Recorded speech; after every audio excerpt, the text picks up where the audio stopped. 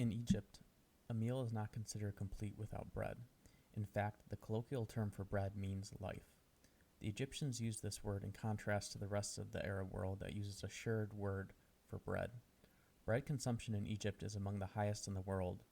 Bread is a staple food in Egypt and is consumed in large quantities on a daily basis. Egyptians consume various types of bread, the most common being baladi bread, a round, thin, unleavened bread that is made from a mixture of wheat, flour, water, and salt. Egyptians also consume pita bread, stuffed bread, and other baked goods made from wheat flour. Due to the high consumption of bread, Egypt is one of the largest importers of wheat in the world. Food security in Egypt is a concern due to the country's large and growing population, limited arable land, and water scarcity. Despite being one of the largest producers of agricultural products in the region, Egypt still relies heavily on imports, especially for wheat, to meet its food needs. The government has implemented various measures to improve food security, such as investing in modern agricultural techniques, improving storage and distribution systems, and implementing a food subsidy program for basic commodities such as bread, sugar, and cooking oil. However, the country still faces challenges such as increasing food prices, high levels of food waste, and unequal distribution of food. Ensuring food security for all Egyptians remains a priority for the government and is an ongoing effort. Bakeries are a common sight in Egypt and play an important role in the country's food culture. They offer a variety of baked goods such as bread, pastries, and cakes, and are an important source of employment for many Egyptians, especially in rural areas. Traditional bakeries, known as forn, use wood-fired ovens to bake bread and other goods. These traditional bakeries are often family-run and employ several members of the same family. In contrast, modern bakeries use electric ovens and offer a wider range of products. Bread is a staple food in Egypt and is consumed by people of all socioeconomic backgrounds, making the bakery industry an important part of the country's food economy and providing jobs for many people in different roles, such as bakers, salespeople, and delivery drivers. The Egyptian subsidized bread program helps to stabilize prices and prevent dramatic fluctuations in price and supply. Despite the subsidization program, the cost of bread can still vary depending on the type of bread and the location of the bakery.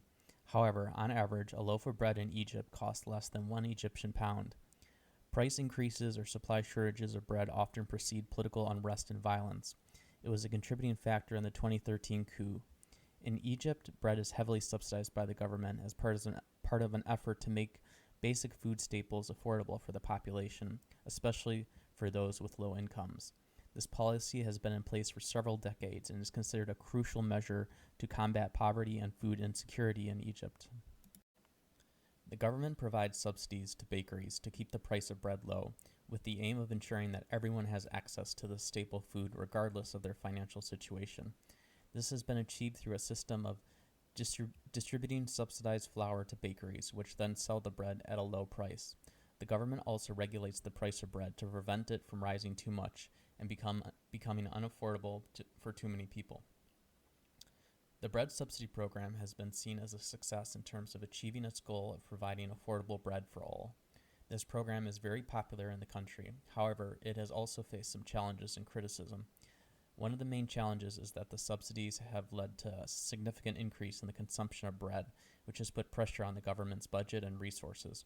Additionally, the program has been criticized for being poorly targeted and not reaching the people who need it the most, such as rural poor and those living in remote areas. While Egypt does grow wheat, it imports roughly half of the wheat it consumes each year. Wheat imports total anywhere from 10 to 15 million tons annually. Bread made with wheat is a major source of calories for all Egyptian social economic classes, especially the poor. Egypt is the world's largest importer of wheat. Regarding imported wheat, 75% of the imports come from Russia and Ukraine. Importation of Russia and Ukrainian wheat is cheaper compared to more distant ports such as France because of the proximity to Egypt. The wheat can be loaded and transported from the Black Sea to Egyptian ports. The government buys wheat year-round. From April to June, the Egyptian government purchases wheat from domestic farmers. When war broke out in Ukraine, it was just before the Egyptian harvest. The government attempted to purchase as much of the domestic wheat crop as possible by increasing the price it paid for the wheat and requiring all farmers to sell a minimum amount of wheat to the government.